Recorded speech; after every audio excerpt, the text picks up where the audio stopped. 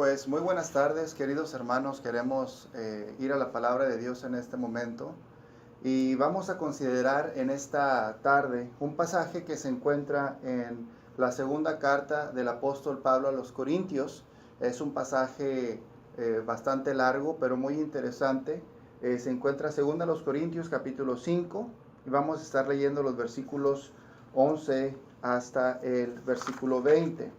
Dice la palabra de Dios así. Si me quieren seguir ahí con sus Biblias, por favor, segunda carta a los Corintios, capítulo 5, versículos 11 hasta el 20. Dice la palabra de Dios. Conociendo pues el temor del Señor, persuadimos a los hombres, pero a Dios le es manifiesto lo que somos, y espero que también lo sea a vuestras conciencias. No nos recomendamos pues otra vez a vosotros, sino os damos ocasión de gloriaros por nosotros, para que tengáis con qué responder a los que se glorían en las apariencias y no en el corazón. Porque si estamos locos es para Dios, y si somos cuerdos es para vosotros. Porque el amor de Cristo nos constriñe, pensando esto, que si uno murió por todos, luego todos murieron. Y por todos murió, para que los que viven ya no vivan para sí, sino para aquel que murió y resucitó por ellos. De manera que nosotros, de aquí en adelante, a nadie conocemos según la carne. Y aún si a Cristo conocimos según la carne, ya no lo conocemos así. De modo que si alguno está en Cristo, nueva criatura es, las cosas viejas pasaron, he aquí, todas son hechas nuevas. Y todo esto proviene de Dios, quien nos reconcilió consigo mismo por Cristo y nos dio el ministerio de la reconciliación. Que Dios estaba en Cristo, reconciliando consigo al mundo, no tomándoles en cuenta a los hombres sus pecados, y nos encargó a nosotros la palabra de la reconciliación. Así que somos embajadores en nombre de Cristo, como si Dios rogase por medio de nosotros.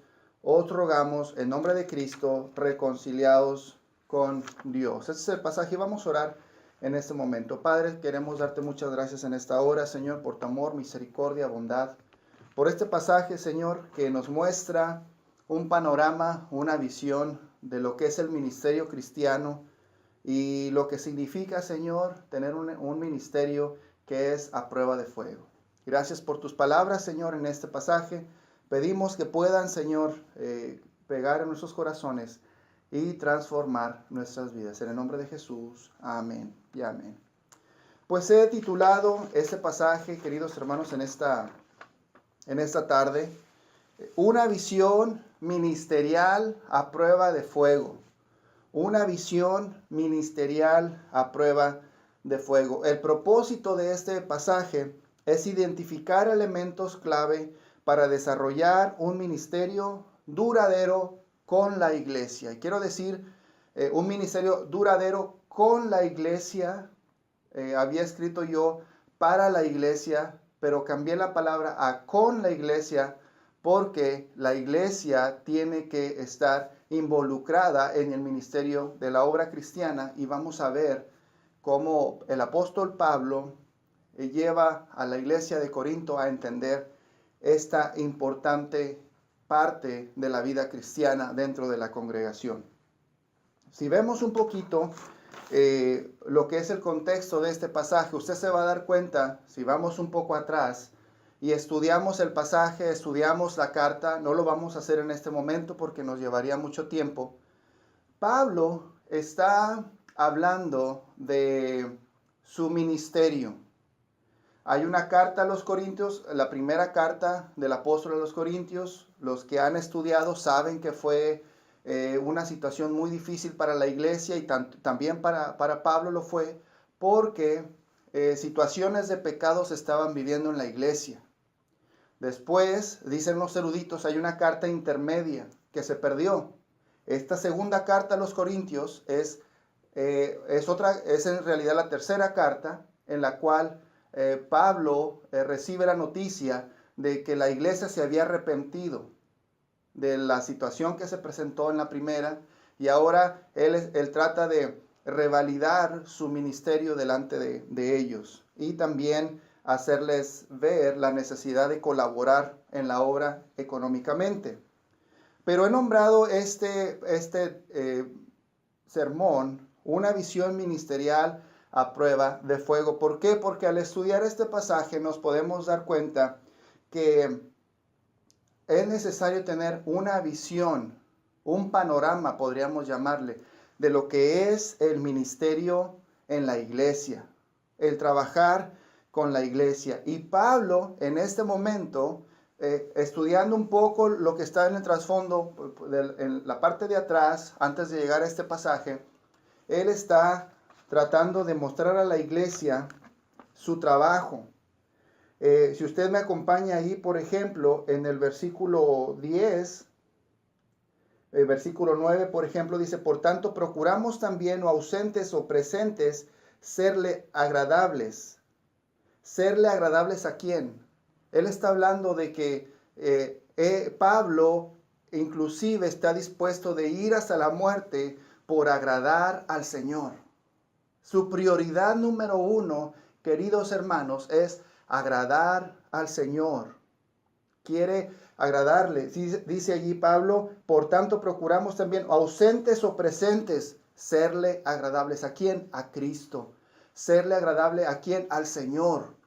Y Pablo después dice, porque es necesario que todos nosotros comparezcamos ante el tribunal de Cristo, para que cada uno reciba lo que haya hecho mientras estaba en el cuerpo, sea bueno o sea malo. Eso quiere decir que Pablo nos está explicando la necesidad de serle fiel al Señor, la necesidad de agradar al Señor en todo, pero que además no solamente debe surgir de un deseo personal, sino que hay algo más allá de eso, que es el tribunal de Cristo, que un día vamos a dar cuentas, queridos hermanos. No se trata nada más de agradarle al Señor por agradarle. Qué bueno que sí lo hacemos, porque le amamos. Pero también un día, queridos hermanos, vamos a dar cuenta dentro de la vida cristiana, de las cosas que hicimos, de aquellas cosas que fueron para glorificar a Dios, para exaltar su nombre, o de aquellas cosas que fueron producto de la carne, aquellas cosas que fueron producto de mis deseos personales para yo quedar bien, para que yo me fuera bien, para que yo me viera bien. Entonces Pablo, en ese contexto, ¿verdad? Pablo empieza a decirles, yo en cualquier lugar, queridos hermanos corintios, quiero agradarle al Señor. Quiero serle fiel porque además también un día le voy a dar cuentas. Y ahí empieza el pasaje que queremos estudiar en esta tarde. Dice, versículo 11, conociendo pues el temor del Señor, ¿sí? El respeto al Señor, el amor al Señor en base a lo que vimos anteriormente. Dice, persuadimos a los hombres. Y el primer punto que yo quiero ver, hermanos, aquí dentro de la visión ministerial es la labor del ministerio. Si usted ve en 2 Corintios capítulo 5, de los versículos 11 al 13, allí vamos a ver a un Pablo hablando de su trabajo dentro del ministerio, la labor del ministerio. He nombrado este primer punto, la labor del ministerio. Recuerde que estamos hablando de una visión, de un panorama del ministerio con la iglesia. Entonces, número uno, la labor. ¿Qué es la labor? La labor del ministerio son las responsabilidades que Pablo sentía hacia la iglesia. Las responsabilidades que Pablo percibía que él tenía que hacer para cumplir el ministerio cristiano con los hermanos en la iglesia, especialmente con la iglesia de Corinto. Y les dice allí en el versículo 10, versículo 11, persuadimos a los hombres. Persuadimos a los hombres. Pablo le está diciendo allí a la iglesia que su labor, queridos hermanos, es persuadir, es convencer. Convencer a los hermanos. ¿De qué? Mire lo que dice allí. Versículo 10, versículo 11. Persuadimos a los hombres, pero a Dios les manifiesto lo que somos. Y espero que también lo sea a vuestras conciencias. Esta iglesia conocía a Pablo. Esta iglesia Ya vimos en las cartas anteriores, ¿verdad? En el trasfondo podemos ver, conocían a Pablo y Pablo los conocía y Pablo los reprendió. Ellos sabían muy en el fondo de su corazón las intenciones verdaderas de Pablo, aun cuando lo criticaron, aun cuando lo atacaron y lo acusaron de mentiroso y lo acusaron de falso profeta. Aún allí, Pablo ahora les dice, mi trabajo, dice Pablo, es convencer y persuadir. ¿De qué? Vamos a verlo más adelante. De que es convencer con el evangelio a los hombres y convencer a los hermanos a que se comprometan. Recuerde que él dice en el versículo 9 que su meta era agradarle al Señor. Entonces dice Pablo, ahora como mi deseo es agradar, mi responsabilidad dentro del ministerio es convencerlos a ustedes, persuadir a los hombres a que busquen a Cristo. Y a los que están en la iglesia como ustedes, mi deseo es convencerlos de que se entreguen completamente al Señor. Una labor, hermanos, del pastor es convencer a la iglesia que se comprometa con Cristo, que sean responsables. Yo he visto, hermanos, y no nos cansamos de llamarle la atención a aquellas personas que llegan tarde a la iglesia. No les importa. ¿Por qué? Porque la iglesia, porque Cristo no es prioridad para ellos. Van un domingo sí, un domingo no. No apoyan las actividades, causan molestia más que bendición. Y allí, hermanos, Pablo sabía esta situación muy bien porque él más adelante dice que hay algunos que se fijaban más en las apariencias, más que en el corazón, y por esa razón lo atacaban mucho. Una de las labores del ministerio, hermanos, es convencer a la gente que se ponga seria con el Señor. Convencer a las personas de que la iglesia, la vida cristiana no es un juego. Y estamos cansados de cristianos, hermanos, que se llaman cristianos, pero no quieren comprometerse con el Señor. Es más fácil que se comprometan con una compañía de teléfono y pagarle mes con mes que comprometerse con el Señor. No quieren dar sus diezmos, no quieren apoyar, no quieren mucho menos, hermanos, también comprometerse su tiempo. Llegan tarde y no toman en serio los compromisos con el Señor. Ese es algo de lo que Pablo, hermanos, ahí dice, convencemos porque queremos serle fieles. ¿Quiere usted serle fiel al Señor? Usted tiene que comprometerse y tomarlo en serio. Otra responsabilidad, hermanos, que vemos ahí dentro de la labor del ministerio es proteger. Vemos, Pedro también lo dijo, ¿verdad? Que como siervos, como pastores, como líderes, debemos de proteger, ver por las ovejas, por las ovejas que el Señor ha ganado con su sangre. Entonces ahí, hermanos, vemos también, dice Pablo, recordándole en ese versículo 11 que a él lo conocían, dice, espero que también lo sea vuestras conciencias. No nos recomendamos pues otra vez a vosotros, sino que os damos ocasión de gloriaros por nosotros, para que tengáis con qué responder a los que se glorían en las apariencias y no en el corazón. El versículo 12. Aquí les está diciendo a la iglesia, hermanos, les está diciendo, yo me interesa sus vidas, pero hay allá otros que solamente ven las apariencias. No les importa lo que está en el corazón. A mí me interesa comprometerme con el Señor y convencer a los hombres de que se comprometan con Cristo, de que le busquen. ¿Por qué? Porque estoy buscando un bien espiritual para ellos. Así que la labor del ministerio, Pablo dice aquí, mi responsabilidad es convencer a los hombres y proteger la iglesia, proteger la obra. Número 2, podemos ver también en esta visión la fuerza del ministerio, versículos 14 al 17. Vaya conmigo, dice, porque el amor de Cristo nos constriñe, pensando esto, que si uno murió por todos, luego todos murieron. Y por todos murió para que los que viven ya no vivan para sí, sino para aquel que murió y resucitó por ellos. De manera que si nosotros de aquí en adelante a nadie conocemos según la carne, y aún si a Cristo conocimos según la carne, ya no lo conocemos así. De modo que si alguno está en Cristo, nueva criatura es, las cosas viejas pasaron, he aquí todas son hechas nuevas. Vemos no solamente la labor del ministerio, proteger, convencer, persuadir. Pablo habla también que hay una fuerza ministerial en el liderazgo, en los pastores, en los que están al frente en la iglesia, y esa fuerza que él sentía, por la cual él entregaba su vida por rescatar a la iglesia del pecado, por rescatar a la congregación del mal camino y animarles a que volvieran al Señor, era el amor de Cristo. El versículo 14 dice, porque el amor de Cristo nos constriñe. Recuerde que esta carta la escribió Pablo, pero al inicio de la carta él habla también de Timoteo, otro líder que estaba casi siempre junto a él, y habla en plural. El amor es el amor de Cristo el que nos empuja, el que nos lleva a hacer lo que hacemos.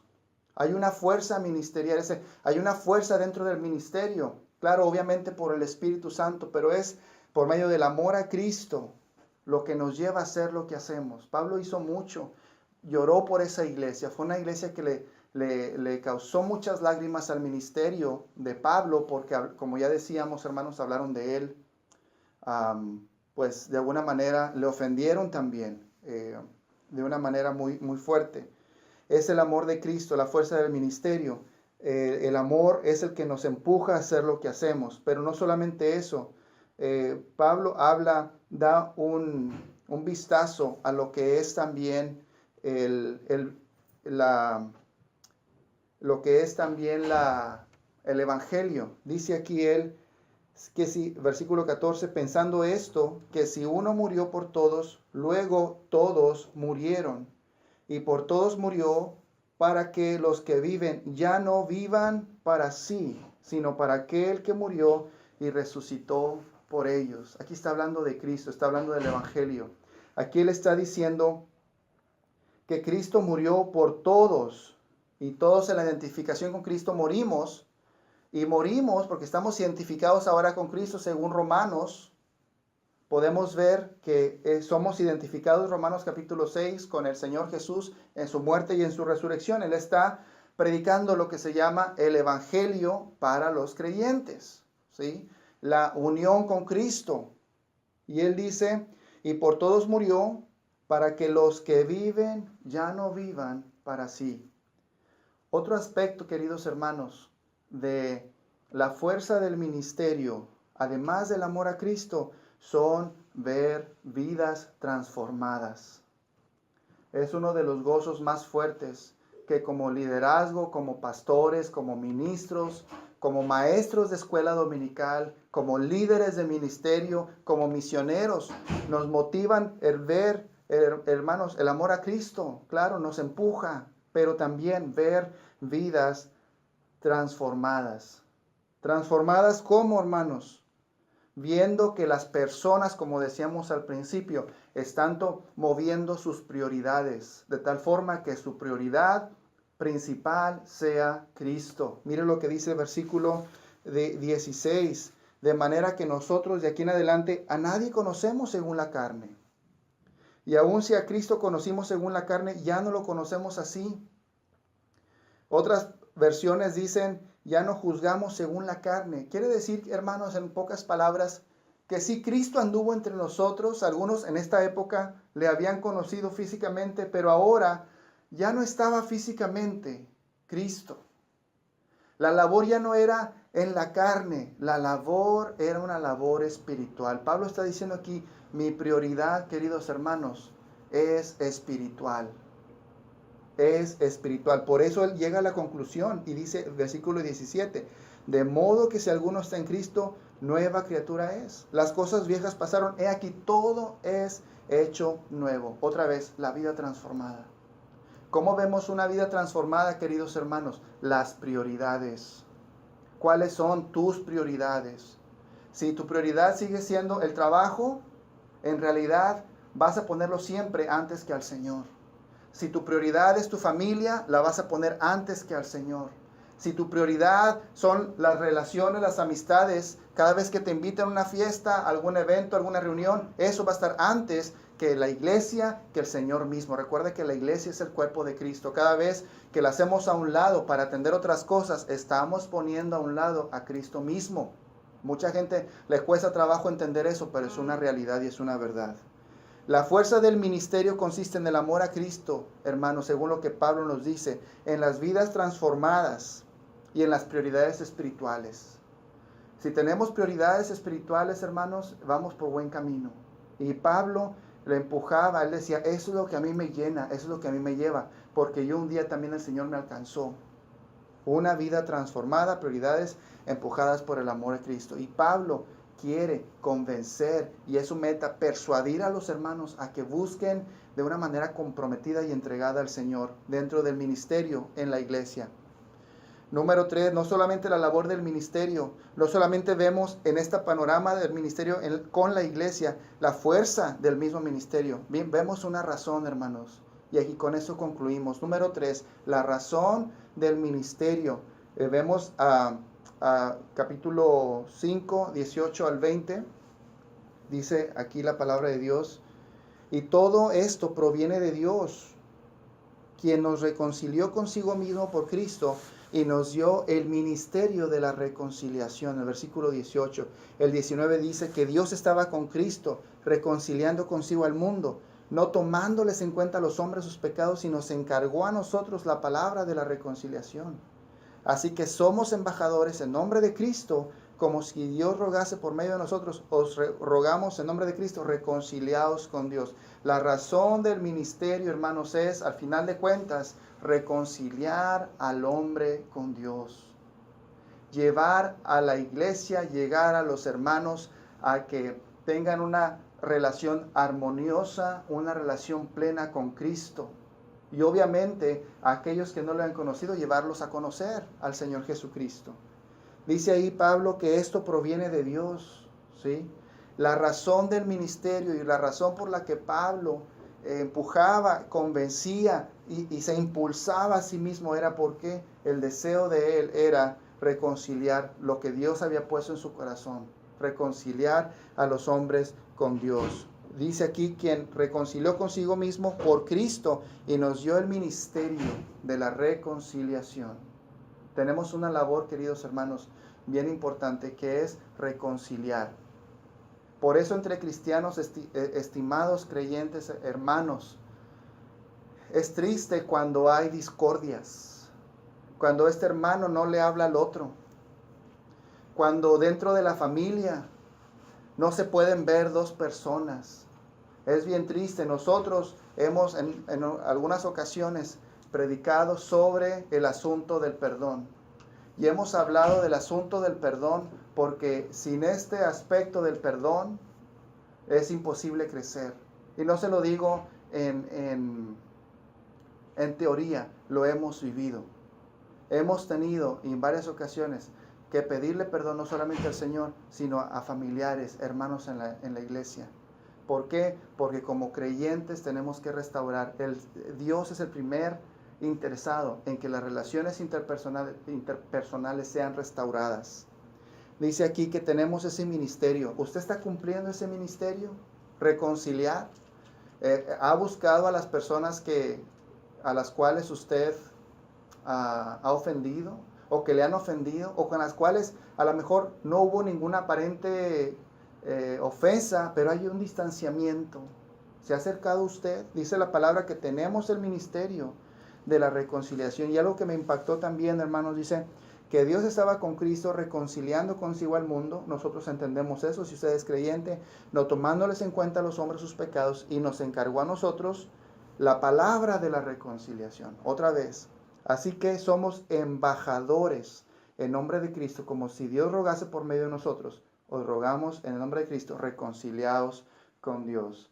Otra razón del ministerio no solamente reconciliar, es ser embajador de Cristo. El embajador de Cristo, como alguna religión, la religión tradicional le llama al representante máximo de la iglesia tradicional romana, como un representante de la iglesia, como un representante de Cristo, dándole una labor. No, la iglesia, la palabra nos dice, usted y yo somos embajadores de Cristo. Somos embajadores del Señor. Y nuestra responsabilidad es decirle a los hombres y buscar la reconciliación de los hombres no creyentes para con Dios, y dentro de la iglesia, hermanos, también buscar la reconciliación. Pablo buscó la reconciliación, por eso les estaba diciendo esto. Si usted lee toda la carta se va a dar cuenta. Hay algo de estirones de orejas también, Pablo lo hace a lo largo de toda esta carta, pero también él está buscando la restauración. Por eso, hermanos, este pasaje, aunque es extenso, pero abarca un aspecto del ministerio muy importante, un panorama general, que es la labor. ¿Cuál es la labor del ministerio? Los que estamos involucrados en la obra queremos convencer. ¿De qué? ¿Convencer de qué? ¿De que acepten a Cristo? En parte, sí, lo sabemos, pero dentro de la iglesia convencemos, queridos hermanos, a la iglesia de que se comprometa y se ponga seria con el Señor, de que no ande jugando, que no tenga un pie aquí y otro pie allá afuera. Proteger la iglesia, porque hay los que se quieren aparentar muchas cosas y lo que está en el corazón no les interesa.